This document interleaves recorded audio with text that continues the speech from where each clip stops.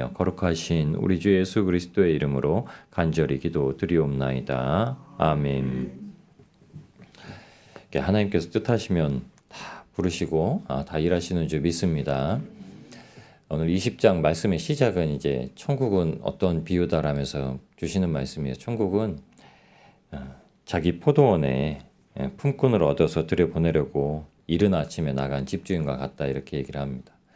하나님은 일을 시작하시되 지금까지 쉬지 않으신다는 말씀 예수님이 한번 해주셨어요. 그래서 예수님께서도 쉬지 않으시고 이 동네 저 동네 회개를 선포하시면서 주님의 뜻하신 바, 하나님의 말씀하신 바를 전하러 다셨던 이유가 하나님께서 지금까지 일하시니 나도 일한다는 말씀을 하죠. 그래서 안식일에도 쉬지 않으셨어요. 우리는 쉼이 필요할 것 같다라고 생각을 하는데 실제 육체에 쉼은 필요하겠죠. 그러나 우리가 마음속으로 생각하고 영적으로 여기는 것들은 절대 쉬지 않아도 된다라고 말씀을 하시는 거죠. 그러면서 천국에 대한 품꾼의 비유가 뭐냐면 이른 아침 가서 품꾼들이 있으니까 데려다 씁니다. 또 11시에 또 나가보니까 그거 또 있어요. 데려다 또 씁니다. 그리고서 이제 하루가 저물게 1시간 전에 나가봤더니 또 있어요. 또 데려다가 씁니다. 근데 항상 약속을 하고 데려오세요. 품꾼에 들어갈 때 약속을 하고 들어오면 어떻게 할까요? 12시간을 일하는 사람, 제일 첫 시간에 부름받은 사람이 들어와서 일을 하면 열심히 일하다 보니까 기진도 하고 소진도 할 것 아닙니까? 근데 말씀에 보면 첫 시간에 부른 사람은 정확하게 약속을 하세요. 한 데나리온. 그러니까 하루치 일삭, 품삯. 너 하루치 품삯을 다 줄 거야, 이렇게 얘기합니다. 그러니까 그거 바라고 오죠. 저희가 그리스도인이 되어서 하루 품삯은요, 천국 가는 겁니다. 천국 가는 거. 천국 가는 건 하루 품삯이에요. 근데 나중에 부름받은 품꾼들한테 뭐라면 내가 너에게 상당하게 주겠다. 그러니까 네가 열심히 일한 만큼 줄 거야. 왜냐하면 시간을 다 못 채웠잖아요. 그러니까 이 사람들이 8시간을 일해도 8시간을 아주 열심히 일하면 이 사람들 마음속에 어떤 마음이 있을까요? 10시간 일한 것만큼 맞겠구나. 우리가 믿음의 선진들을 보면은 도저히 못 따라가, 신앙생활을 도저히 못 따라갈 것 같아 하는 분들이 있어도 저만큼만은 해야지 라는 마음을 가진 게 뭐냐면 정말 하나님이 그 영화로움을 어떻게 세우셨을까. 여러분 솔직히 보시더라도 사도 바울이나 사도 베드로나 사도 요한만 보더라도 천국에 다른 사람보다 더 클 것 같지 않으신가요? 당연히 더 클 것 같아요. 나는 날마다 죽고 예수님으로 산다고 이렇게 고백하고서 진짜 그렇게 삶을 끝까지 완주해내고 가셨는데 우리랑 비교해보면 신앙생활이 더 대단하신 것 같죠. 그런데 이 신앙생활의 마음을 품고 예수님까지 따라가려는 방편. 여러분 사람을 보는 게 아니라 결국에는 우리가 바라봐야 되는 신앙생활은 예수님이시잖아요. 예수님이 이 세상을 구원하시기 위해서 십자가 지고 오신 그거 닮아가려고 우리에게 하나님께서 말씀하시는 거예요. 그들이 다 누굴 닮아가냐? 예수님 닮아가는 거 보게 하시잖아요. 그리고 나서 마지막 시간에 부름받은 종은 어떻게 일하겠습니까? 놀랍도록 일하지 않겠어요? 그러니까는 자기가 열심히 일하는 거랑 상관없이 열심히 일한 걸 보면 그 주인이 나에게 조금 더 주겠지. 한 10분의 1 데나리온 줄 거를 그거 갖고 뭘 어떻게 다음날 식사라도 사 먹겠습니까? 그러니까 조금 더 열심히 일하면은 조금 더 나를 좀 잘 봐주셔가지고 좀 1.5배는 주시겠지, 이런 생각 해고서 하겠죠. 예수님께서 의도하시는 건 그거예요. 그래서 나중에 온 사람부터 셈을 해주기 시작합니다. 기대를 막 가지고 막 가면은, 왜냐면 적게 받을 거라고 생각을 하니까 적게 주는, 원래 상도 1등은 맨 끝에 부르잖아요. 금메달이고 상금도 크니까 맨 끝에 부르고 5등부터 추첨하잖아요. 그런 것처럼 나올 때 정말 간절한 소망이지만 그렇게 안 주셔도 어쩔 수 없다라는 마음을 가진 사람. 그런데 이 사람에게 똑같은 걸 주세요. 그러니까 이 사람이 어떻겠습니까? 많이 탕감받은 자는 많이 사랑한다라고 말씀을 했잖아요. 근데 많이 탕감받은 거는 죄가 더 많다는 의미가 아니라 더 많이 깨달았다는 거죠. 내가 그만큼 용서를 받았구나. 내가 그만큼 사랑을 받았구나.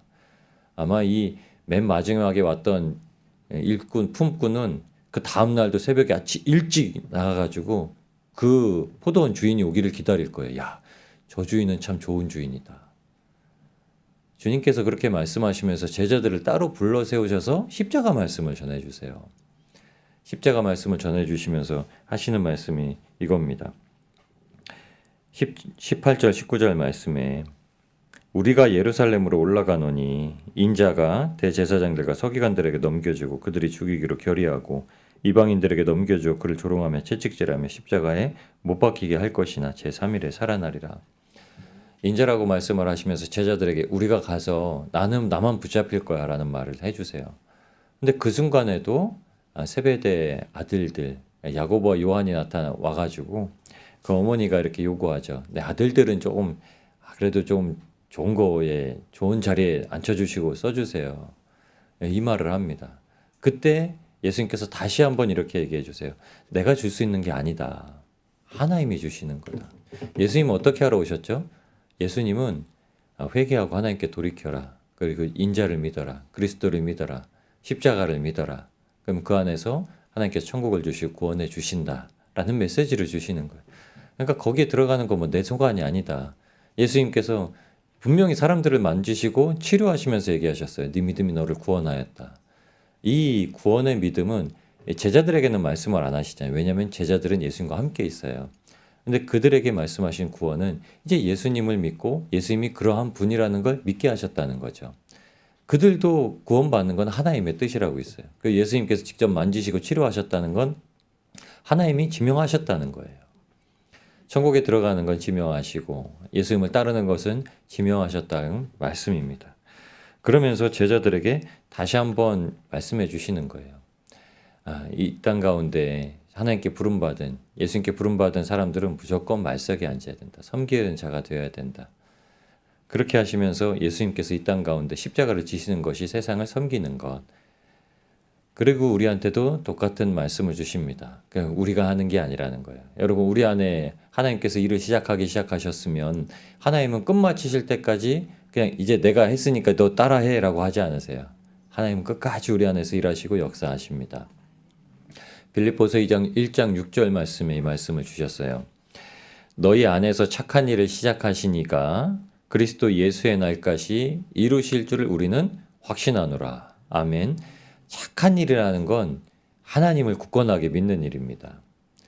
빌립보 교회는 착한 일이 사도 바울의 복음을 듣자마자 나가서 구제하고 섬기는 일을 제1 교회의 사명으로 생각을 했어요. 그래서 이스라엘에 예루살렘에 큰 기근이 왔을 때도 빌립보 교인들은 그 형편이 넉넉하지 않은 중에도 우리나라 마치 IMF 때 금 모으기 한 것처럼 다 모아다가 뭘 했냐면 그곳에 있는 그리스도 형제 자매들의 어려운 형편을 돌아보는 일을 시작을 했습니다. 근데 이 착한 일이라는 건 구원받았다는 사실을 안 거예요. 이 땅의 것이 다가 아니다. 우리의 본향집은 하늘에 있다. 우리의 시민권은 하늘에 있다라는 말씀을 사도 바울이 계속 전했어요. 그래서 빌립보서 3장 20절에 우리의 시민권은 하늘에 있다. 우리는 하늘의 시민이다. 라는 말을 빌립보 교회에 다시 한번 전해줍니다. 그러면서 얘기하는 거예요. 사람이 하는 게 아니다. 우리가 감동을 가지고 하는 모든 일은 하나님이 하시는 거다. 하나님이 우리 안에서 역사하시고 우리 안에서 이루시는 일들이다. 이렇게 얘기를 합니다. 그러면서 얘기를 하죠. 6절 앞절에 보시면 빌립보서 1장 5절에 이렇게 얘기합니다. 너희가 첫날부터 이제까지 복음을 위한 일에 참여하고 있기 때문이라. 아멘. 뭐죠? 이들이 그리스도인이라는 걸 아는 거예요. 이 사람들이 왜 이래? 이렇게 살지 않던 사람들이 갑자기 왜 이러고 사는 거야? 라는 거를 보여주는 일에 참여하고 있다는 거예요. 복음은 기쁜 소식입니다. 구원의 기쁜 소식. 우리가 구원받았다면 망해가던 집이 회사가 망해가던 사람이 갑자기 기사회생을 하게 되었어요. 누구의 도움을 받았든지. 그러면 저 사람이 어떻게 저 집이 안 망하고 저렇게 된 거야? 사람들이 다 궁금해하잖아요. 우리 인생이 그래요. 우리가 살아가는 모습이 저 사람은 뭐가 있는 거야? 라는 질문을 항상 받게 돼 있어요. 똑같이 여김받으면 안 됩니다. 일부러라도 다르게 여김받게 해야 돼요. 압살롬의 교훈도 받으셔야 돼요. 압살롬이 자기의 위를 얻기 위해서 다윗의 아들이지만은 밖에 나가가지고 다윗한테 또는 천부장 백부장한테 모든 송사를 맡기러 오는 일들을 가로챕니다. 중간에서요. 내가 해줄게. 아유, 하나님 자비하지 않으시냐? 용서하신다. 걱정하지 말고 가라. 내가 부탁해 볼게. 사람들의 마음을 돌이키려고 그래요. 압살롬이 뭔 일을 하냐면요. 백성들의 마음을 아버지 다윗에게서 자기로 돌이킵니다. 왜냐면 그가 백성들의 지도자가 되고 싶어서요. 결국에는 그가 되지 못했던 이유는 그 자리에 올라가면 그 마음이 바뀔 거기 때문에 그래요. 근데 우리는 그렇지 않습니다. 왜냐하면 우리는 예수 그리스도의 말씀에 흥하고 예수님을 믿는 제자로 세우려고요. 예수님 자랑하려고요. 하물며 우리가 나를 자랑하려고 하면은 그렇게는 못하겠지만 예수님 자랑하려고 하면은 그렇게는 살아야 돼요. 내 속에는 못할 것 같지만 예수님 믿는 걸로 사는 거. 그런데 하나님은 그렇게 빚으십니다. 사도 바울도 그렇고 제자들이 그랬어요. 3년 동안 예수님 옆에 있으니까 제자들처럼 살으려고 했는데 그렇게 살으려고 했는데 결국에는 그게 들통이 나잖아요. 그리고 나선 알았습니다. 아, 성령님. 내 안에 성령님이 오셔야만. 우리가 아무리 겉으로는 그렇게 해도 속으로 이 변화되지 못하는 거는 성령님께서 많이 변화시킨다. 그거를 마가의 다락방에서 체험을 한 거예요. 저도 체험을 하고 여러분도 체험을 하는 겁니다. 내 마음으로는 그냥 이것저것 염려와 걱정과 근심이 그냥 한가득인데 그냥 주님께 다 맡겨놓았더니 내 염려를 주께 맡겨라. 그래야면 그가 이루시리라. 아니 이거 놀라운 말씀이잖아요. 수고하고 무거운 짐 진 자들아 다 십자가 밑에 내려놓아라. 우리의 옛날 이름이에요. 수고하고 무거운 짐 진 자. 예. 수고하고 무거운 수무죠. 수무. 예. 아니 옛날에 그러고 살았던 거예요. 근데 아직도 그러고 사는 일들이 종종 있습니다. 그럼 재빨리 예수님 앞에 내려놓는 거예요. 아니 주님께서 부르실 때 우리 뭐 들고 싸들고 관에 들어가겠습니까? 집에 있는 통장 가지고 가겠습니까? 그러면 자녀들도 못 쓰게 만드는 거죠. 꼭 그 유명한 식당 가면 꼭 그 어르신들이 이렇게 며느리도 모른다고 그래요. 죽을 날이 얼마 안 남았는데 그 집에 음식의 비법은 며느리도 안 알려준대요. 꽁꽁 싸매고 가다가 그 맛집은 없어지는 거예요. 근데 요새는 바뀌었더라고요. 막 며느리도 알려주고 손주도 알려주고 막 몇 년 동안 데리고서 맛의 비법을 다 알려주고 넘겨주고 가더라고요. 여러분 우리가 예수님이 어떻게 믿는 건지 그렇게 보여주시려고 그러는 거예요. 예수님 꼭 자랑하시려고 하는 겁니다. 그거를 미리 제자들에게도 알려주셨어요. 인자는 섬김을 받으려 한 것이 아니라 도리어 섬기려 하고 자기 목숨을 많은 사람의 대속물로 주려 함이라. 아멘. 사도 바울도 교회에다가 이렇게 얘기했습니다. 내 영광에 면류관은 너희의 신앙생활이 아니냐. 얼마나 그게 기쁨으로 다가왔겠습니까? 여러분 우리가 세상 가운데 우리가 입신양명을 하는 걸 하나님이 원하시는 게 아니죠. 우리는 이미 받았어요. 다 받았어요. 여러분 우리의 눈에서 눈물을 닦아주셨고요. 우리가 죄를 뒤집어 쓰고 정말 베옷을 찢은 거는 하나님께서 의의 옷으로 입혀주시고 왕관을 씌우시고 하나님이 이제 역사하셔 다 이루셨습니다. 그런 자들이 나가서 이제 우리가 난 아무것도 필요 없어. 난 아무것도 필요 없어. 오직 예수님이 지금 나와 함께 계시고 이거를 모르는 사람들에게 알려준 사명만 가지고 살아가는 겁니다. 여러분 아무 것이 없어도 주님만 있으면은 모든 것이 만족되는 고백이 우리 가운데 솟아나기를 소망합니다. 집에 먹을 것이 없어도 집에 냉장고가 없어도 집에 좋은 게 없어도 예수님께서 우리 가정 가운데 계시면 화평이 있다라고 얘기하죠. 사랑이 있으면요 아내는 남편 시계줄 사주려고 머리를 자르고 남편은 그 줄이 없는 시계를 팔아다가 아내 머리핀을 사서 서로 선물해주는 그런 역사가 생기는 겁니다. 이게 옛날 그런 이야기들이 그냥 이야기들이 아니에요. 거기엔 꼭 기준이 있습니다. 사랑. 근데 그 사랑은 예수 그리스도의 사랑을 초월하지 못해요. 예수 그리스도의 사랑은 자기를 희생하기까지, 자기를 낮은 자리에 앉히기까지 아무것도 요구하지 않는데. 그래서 다른 사람에게 우리가 복음 전하고 우리가 섬기는 일을 요구하지 않는데. 그래서 사도행전 20장 28절에 사도 바울은 이렇게 얘기하는 겁니다. 주는 것이 받는 것보다 복되도다. 하나님께서 우리에게 우리 가진 게 있어야 주죠. 가진 게 있으면 많이 주고요. 가진 게 없어도 줄 수 있습니다. 사랑해주고, 기도해주고, 위해주고, 격려해주고. 하나님께서 이 일을 우리에게 맡기신 겁니다. 예수님께서 행하셨던 일 고스란히 우리에게 맡기셔서 오늘도 일하십니다. 우리는 그 모습을 그냥 드러내는 자리에 가 있고 하나님께서 역사하시는 겁니다. 그럼 하나님께서 다 하십니다. 우리 안에 착한 일을 시작하셨으면 끝까지 넉넉하게 그 일을 이루실 줄 믿습니다. 오직 주님만을 믿으시고 어느 자리에 나가시든지 제가 벼라 등원할 때마다 그 얘기를 해줘요. 하나님 너 많이 사랑하셔. 아빠도 너 많이 사랑해. 엄마도 너 많이 사랑해.